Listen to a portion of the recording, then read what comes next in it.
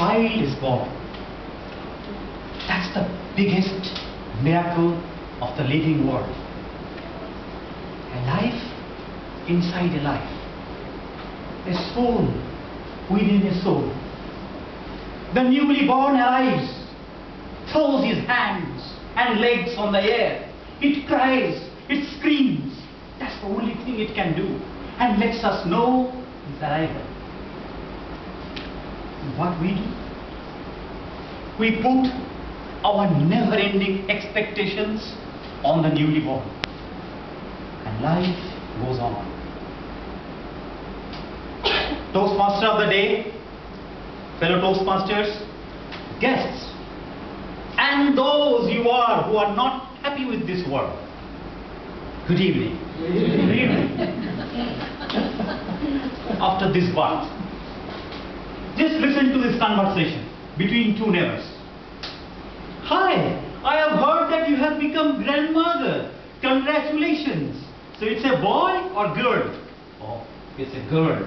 My daughter wanted a son. Oh, I'm so sorry. It's a normal delivery or C-section? Oh, it's a C-section. My daughter has to go through pain. I'm so sorry. She must be fair, like her mother. No, she has got the complexion of her father, almost dark.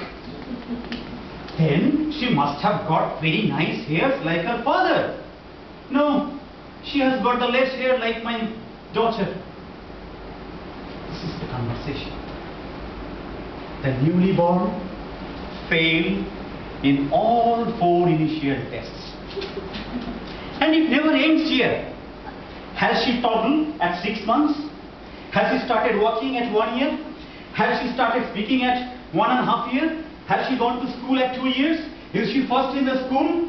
Is she champion in the sports?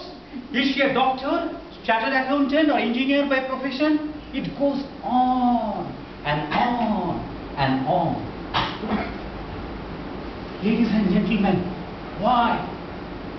Why we are so unhappy what we have got? If anybody has the right to be unhappy and accept the reality, Helen Keller had that right. You must know that Helen Keller was perfectly normal until 19 months. And then she became blind and deaf. It's not fair. But she overcame her physical limitations. With 47 years of association with the governess, she became the first deaf, blind woman to be a graduate. It took 5 years for her to learn 50 basic words of communication. She became the brand ambassador for the Foundation of Blindness. The famous Hollywood movie, Miracle Worker, and the famous Bollywood movie, Black, is based on her biography. This is Helen Keller. What is the other side of the story? Listen to this conversation. I called my friend George that day. Hey George, how are you? Not good. Tom replied. What happened, George? My daughter is suffering from diarrhea.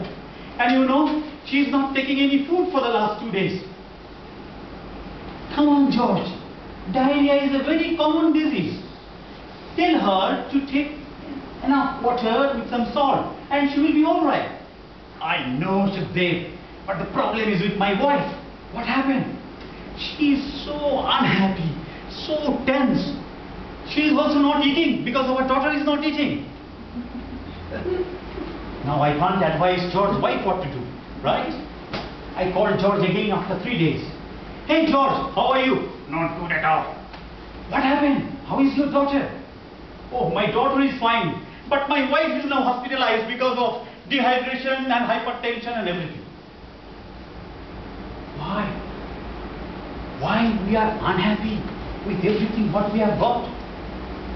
Again, if anyone has the right to be unhappy and accept the reality, Stephen Hawking does. You must know that Stephen Hawking was perfectly alright after 21 years. And then he got some symptom of severe nerve problem called SCH. He was completely paralyzed. He lost his voice because of the side effect of the medicine he took for pneumonia. But he did not give up. He did not feel unhappy. He continued. And finally, he became the pioneer in the black hole theory. His book, The History of Time, is bestseller for 257 weeks.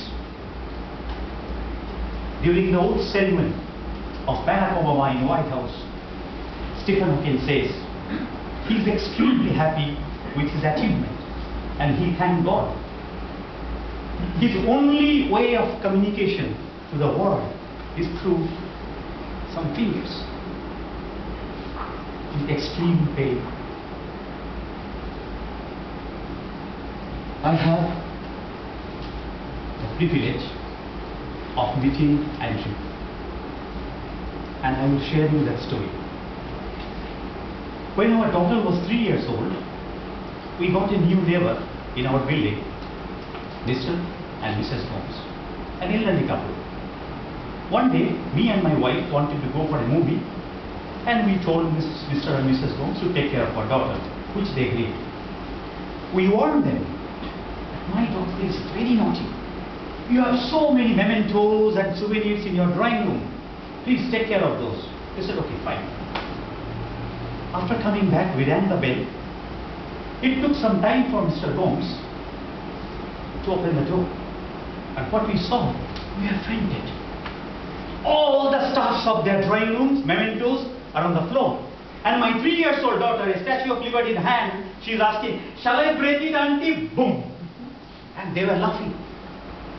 I screamed, what is going on here? Why did you allow my daughter to break everything? Mrs. Holmes took us to their bedroom. And there we met Andrew. He's in a wheelchair. And he was trying to communicate to us through a sign language.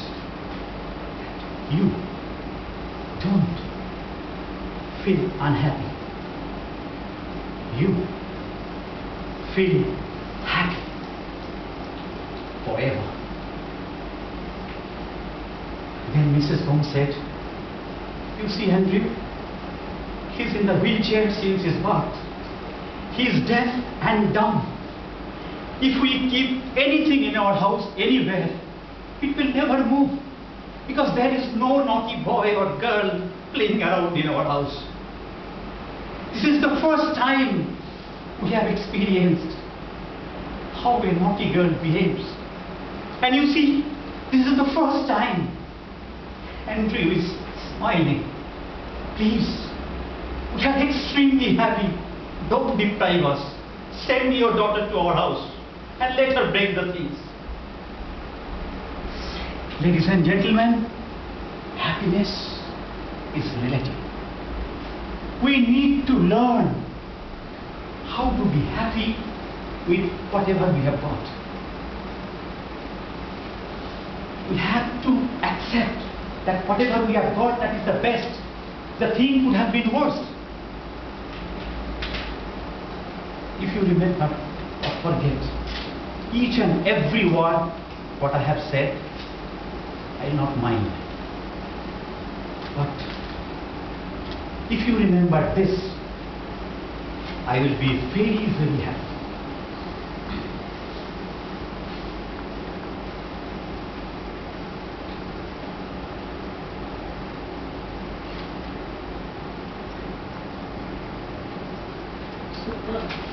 Back to the Toastmaster.